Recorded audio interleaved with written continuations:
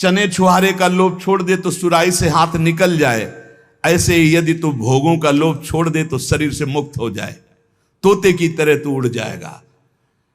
अहम और मम ये दो हैं जो तुझे बांधे हुए हैं।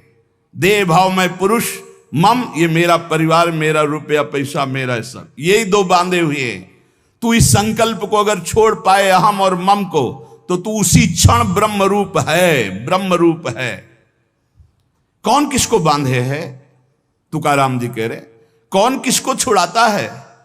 अरे सब संकल्प की माया है। तेरा संकल्प तुझे बांधे, एक ओहम बहुत श्यामा, और तेरा संकल्प ही तुझे मुक्त कर देगा। बहुत श्यामा से एक ओहम।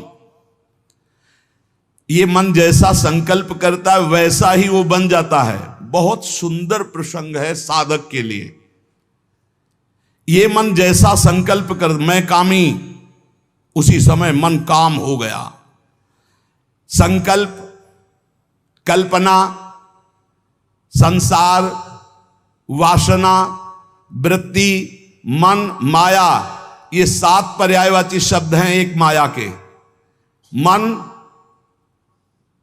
कल्पना, सारा संसार, वासना, वृत्ति, माया, ये सब एक ही पर्यायवाची शब्द है, इसी का नाम माया है। मन में दौड़ रहे हैं, जहां मन जैसे गया। कल्पनाओं में घूम रहे हैं, जिसे कहा जाता है बहुत ज्यादा सोचना, कल्पना करना, ओवर थिंकिंग। संकल्पों में ऐसा कर लूंगा, ऐसा कर लिया है, ऐसा आगे हो जाएगा। वासना, ये भोगा, ये भोग लूंगा। वृत्ति, हर समय रुपया पैसा, संसार का चिंतन। मन संकल्प विकल्प करता रहता है। यही मैं मोर तय तोर, यही एक शब्द है बंधन। यही शब्द पर्यायवाची शब्दों में इनको कहा गया, संकल्प, कल्पना, संसार, वासना, वृत्ति, मन, माया, लेकिन ये एक ही है। जीव स्वयं से बंधा है, उसे स्वयं से छूटना होगा, कोई छुटा नहीं सकता। केवल उपदेश दिया जा सकता है, साधन बताया जा सकता है, लेकिन चलना तो आपको ही होगा। अहमता और ममता ये दो हैं जिनसे तुमने स्वयं को बांध रखा है।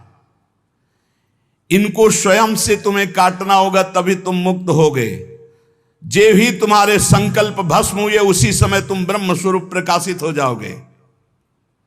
जैसे उज्जवल सोने का मल नष्ट होता है तो दमकने लगता है, ऐसे ही ब्रह्म स्वरूप आपका प्रकाशित हो जाएगा जिस समय आप भोगों का संकल्प त्याग देंगे। कामना, कल्पना, यही मोक्ष में बाधा पहुंचा रहे हैं। कामना, कल्पना, वासना, मन तुम्हारा, संकल्प। असद्दधाना पुरुषा धर्म सस्यास्य परंतप, अप्राप्य माम निवर्तन्ते मृत्यु संसार वर्तमनि। यदि मेरी बात पर श्रद्धा कर ले तो इसी क्षण मुक्त हो सकता है। वर्ष 2 वर्ष, महीना 2 महीना नहीं, कोई संकल्प नहीं, कोई कामना नहीं, प्रभु के सिवा कोई चिंतन नहीं। अब मेरा लक्ष्य भगवत प्राप्ति, अपने स्वरूप में स्थित होना। जीव की अगर ऐसी श्रद्धा हो जाए मेरे वचनों पर तो अभी भगवत प्राप्ति हो जाए, क्योंकि भगवत स्वरूप है, पर श्रद्धा होती नहीं ऐसी। इसलिए उसे इतना प्रपंच झेलना पड़ता है। अगर संत महापुरुषों, गुरुजनों, शास्त्रों पर श्रद्धा हो जाए तो बहुत जल्दी भगवत प्राप्ति हो जाए। श्री तुकाराम जी महाराज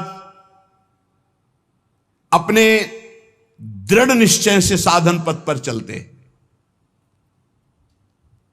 कथा, कीर्तन, व्रतानुष्ठान, भगवत चर्चा, श्रवण, सदग्रंथों का पाठ और रात दिन गुरु प्रदत्त राम कृष्ण हरि, इसी का जप और इसी का कीर्तन। स्वप्न में बड़े बड़े महापुरुषों के दर्शन होने लगे श्री तुकाराम जी को। नामदेव जी, बड़े बड़े महापुरुष जो नाम जापक, सबसे सानिध्य, सबका। और ऐसा जो उत्तम वृत्ति से साधना करते हैं तो उनको उत्तम उत्तम अव्यक्त महापुरुषों का सानिध्य मिलने लगता है। इनके हृदय में धारा प्रवाह, भगवन नाम, धारा प्रवाह, अव्यावृत, अखंड।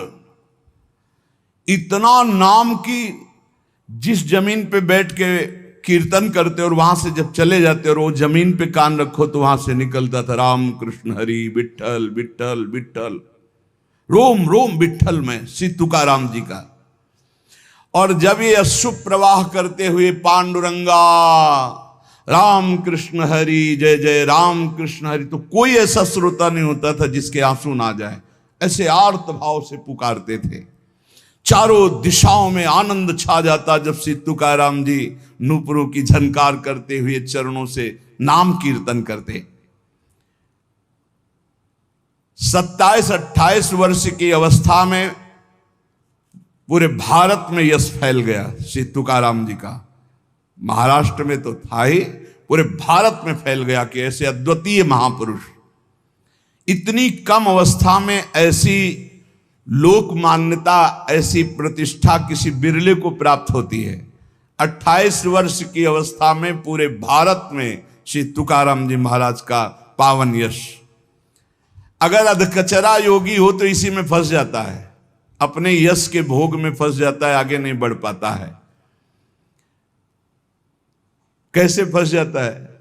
जहां यश कीर्ति हुई, लोग इकट्ठा होना शुरू किए, फिर वो नाना प्रकार की स्तुति गान, नाना प्रकार। एक बार हम जब गंगा किनारे भ्रमण कर रहे थे तो एक वयोवृद्ध महात्मा, भगवत प्राप्त ब्रह्मबोध संपन्न महापुरुष, तो उन्होंने नजदीक बुलाया और कहा, बच्चा हमारी बात को जीवन भर याद रखना,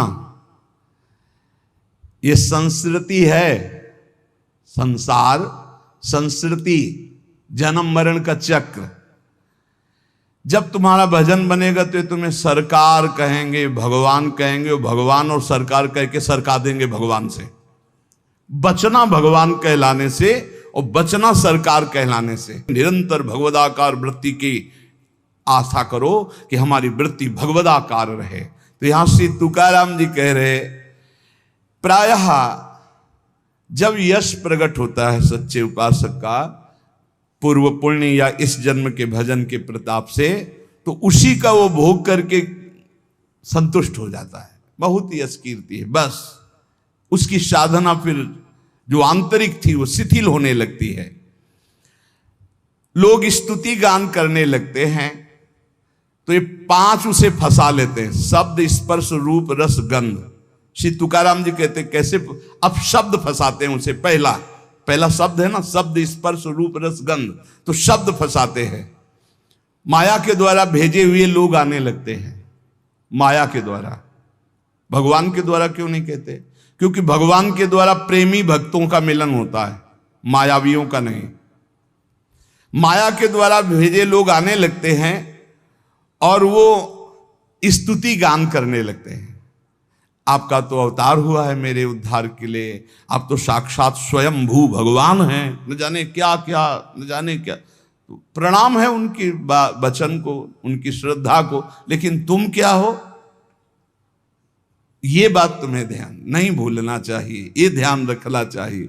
वो भूल जाता है और शब्द का भोग करने लगता है। बड़ाई के शब्द, सम्मान के शब्द, स्तुति के शब्द, संस्कार जो साधना के पढ़ने चाहे थे वो इस संस्कार बदलने लगे। बहुत ही आगे आप सुनिएगा, बिल्कुल छान छान करके परमार्थ को रख दिया तुकाराम जी ने, होश उड़ा दिया अच्छे अच्छे के।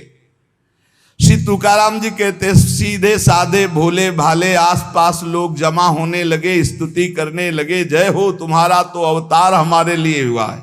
लिखे हैं, तुम्हारा तो अवतार हमारे लिए हुआ है।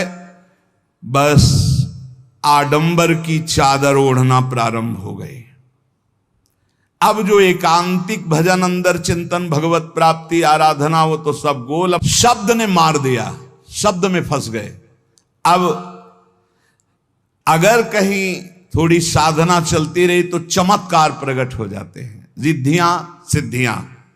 ये बहुत अच्छे साधकों में होती, कोई साधारणों में नहीं होती। चमत्कार और भीड़ इकट्ठा। वो चमत्कार से जिस पहाड़ पर चढ़ना चाहता था ब्रह्मबोध भगवत प्रेम, बदल गया रिद्धियां सिद्धियां। इसीलिए गोस्वामी तुलसीदास जी ने कहा है रिद्धि सिद्धि पेरे बहुआई, बुद्धि लोभ दिखावें भाई, होए बुद्धि जो परम सयानी, तिन तन चितई ना नहित जान। हमारा अनहित हो जाएगा। अगर रिद्धियां सिद्धियां स्वीकार कर ली तो भगवत प्राप्ति नहीं होगी। विडंबना ये हुई कि जहां से उसको निकलना था वहीं फंस गया और दंभ करने लगा, दंभ शुरू हो गया। अब लोगों से अपने को श्रेष्ठ दिखाने के लिए नाटक शुरू हो गया। एकांत में चाहे 5 मिनट आंख मूंद के ना बैठते हो, लेकिन जब सामने तो फिर आंख मूंद के बैठ, ध्यान, वो ऐसा भागवतिक स्वरूप, ऐसा भागवतिक नाटक दिखाना। शुद्ध अंतःकरण से चला था परमार्थ ब्रह्म बोध प्राप्त करने के लिए, दंभ और पाखंड का प्रवेश हो गया। तुकाराम जी कहते हैं, मैंने कितनों को गहरा करके ऊपर से नीचे गिरते छाचित्त देखा है, इस माया ने गिराया है।